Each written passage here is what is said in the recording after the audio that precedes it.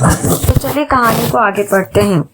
बड़े बेटे ने सांझ को खाने की मेज पर एक बार फिर कहा, देखिए पापा, आप गांव जाएंगे तो हम लोग मेंटली डिस्टर्ब रहेंगे, वहां आप बीमार पड़ेंगे, कौन यहाँ से देखने जाएगा। इतनी फुर्सत नहीं है हमें, यहाँ आराम से रहिए, हमें भी रहने दीजिए। बाबा उस रात न कुछ बोल सके, न खा सके, न सो सके। सबसे महंगे गधे पर लेटकर गांव की टूटी खटिया का ओरचन याद आया। एसी से निकलती ठंडी हवा में शरीर पसीने पसीने होने लगा। महंगे टाइल्स से सुसज्जित बाथरूम में नहाते हुए सरयू नदी का घाट याद आया खेदन की दुकान पर होने वाली वो सांझ की बदकही, वो अपना प्राइमरी स्कूल, आंखों के सामने सरजू की कछार पर पसरी अपनी माटी, और डेंगी में बैठकर विदेशिया गीत गाता हीरा मनमला। बाबा के दिल से हुक उठने लगी, हम बाप दादा की माटी बेच दें, ये दिन देखने से पहले उंगलियां गल गिर ना जाए। अगले दिन की बात है, बहू बेटे ऑफिस जा रहे थे, बच्चे स्कूल चले गए थे। घर में बची थी तो उनकी धर्म पत्नी लीलावती देवी बाबा से कहने लगी, ए जी, हमको भी एक क्षण नीक नहीं लग रहा, इन सब का बोली, न पहनावा, न रहन सहन, भर दिन बनैली मुर्गी जैसी, कभी इस कमरे से उस कमरे में, उस कमरे से उस खिड़की में टहलते रहो, मन उबिया रहा है।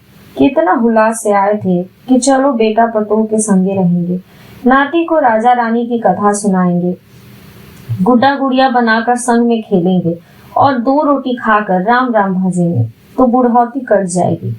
लेकिन ये सब तो कंप्यूटर पे कहानी सुन रहे हैं, उसी पर खेल खेल रहे हैं। अब बुढ़िया की कथा, कहानी और खेल इनको कहाँ ठीक लगेगा। बाबा ने सर झुका लिया।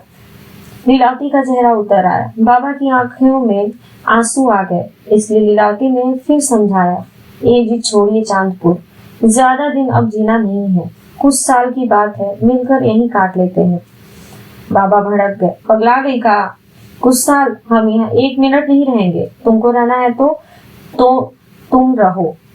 3 महीने दिल्ली, 4 महीने बंबई और 5 महीने बेंगलोर रहो, हमसे अब यहाँ एक क्षण न रहा जाएगा।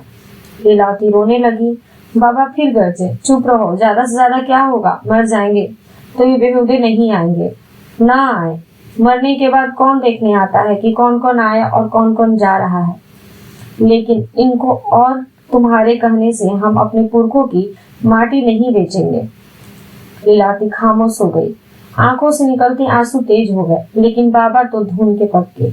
अगले दिन झोला उठाया और स्वतंत्रता सेनानी की जनरल बोगी पकड़कर चांदपुर आ गए। तीनों बेटे इस पागलपन पर हैरान रह गए। लीलावती के रोने का ठिकाना न रहा। इधर किटी पार्टी में गई बड़ी बहू को कॉलोनी की भाभियों ने लिपस्टिक ठीक करते हुए संतावना दिया, लीव इट यार, लेट्स एंजॉय।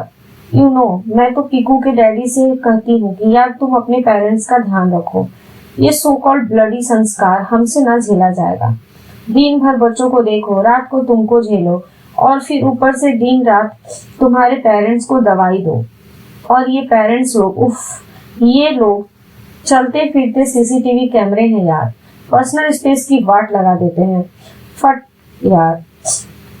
इतना सुनते ही लेडी ने अपने तंग कपड़ों को ठीक करते हुए कहा, same here Tina darling, leave it, cheers.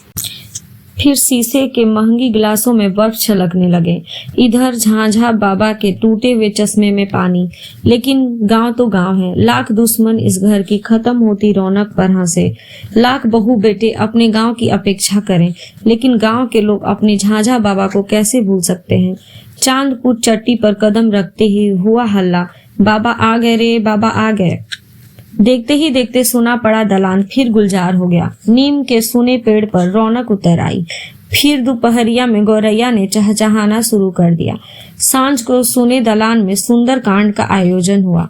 अरसे बाद दक्षिण टोले में ढोलक झाल की आवाज गूंज उठी। बाबा की शांत धमनियों में रक्त का प्रवाह उमड़ने लगा। सालों बाद बाबा ने जोर से गाना गाया और उसी दिन झांझा बाबा का ब्लड प्रेशर, शुगर सब ठीक हो गया। प्रसाद खाते रमेशर ने कहा, बाबा चिंता करने की कोई बात नहीं, आपको नोएडा दिल्ली में नहीं अब यहीं रहना है। आपके 3 नहीं 30-40 बेटे पतोह हैं इस गांव में। फिर तो सुबह से गांव के बुजुर्गों की दलान में बैठकी होने लगी। किस्से और कहकहों का दौर चल पड़ा। नीम पर कोयल लौट आई। कबूतर और गौरैयों ने अपने घोंसले को सजाना शुरू कर दिया।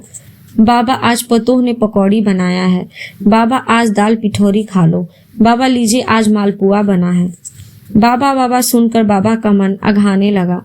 आंखों से सुख के आंसू गिरने लगे। मन सोचने पर विवश हो गया कि ये स्नेह, ये लगाव, ये आत्मीयता और भाव हाड़ मांस की फैक्ट्री बन रहे शहर में संभव था क्या? कभी नहीं। लेकिन गांव में सब लोग एक जैसे तो नहीं हैं। कभी कभार कोई पूछ ही देता, बाबा बेटों की खबर आई क्या? बाबा चश्मा पोंछकर कहते, छोड़ो भाई, अच्छा होता कि एक बेटी होती, कम से कम बुढ़ौती में अपने बाप का चौखट तो घुमाती। बस इसी एक बेटी की कसक ने आज चांदपुर की हर बेटी को बाबा की बेटी बना दिया है। किसी जाति की लड़की शादी हो, पेंशन आए या नहीं आए, कोई चिंता नहीं। कोई बस कह दे कि बाबा आज वर देखने जाना है तो बाबा हाजिर, चलो चलो। कोई कुछ मांग दे कि बाबा तनी सी आर्थिक मदद कर दीजिए, ले जिए बैंक से पैसे निकाल कर तुरंत हाजिर। ले भाई काम कर, बाद में दे देना। बाबा को अब इसी में आनंद आता है और इसी में सुख मिलता है। फिलहाल सुबह के 10 बज रहे हैं। दलान में बैठकर बाबा किसी खसरा खतौनी में उलझे हुए हैं। भगवान की कृपा से खूब तेज धूप निकल आई है। नीम के पेड़ के नीचे जल रहे अलाव के धुएं से उसकी पत्तियां हिल रही हैं। तभी मंटू ने द्वार के सामने ब्रेक मार दिया। बाइक झटके लेकर थोड़ा सा फिसलते हुए रुक गई। रमेशर भड़क गए, रे बेहुदा, दिखाई नहीं देता? 4 थप्पड़ देंगे, 1 मिनट में सारा सिनेमा का नशा उतर जाएगा।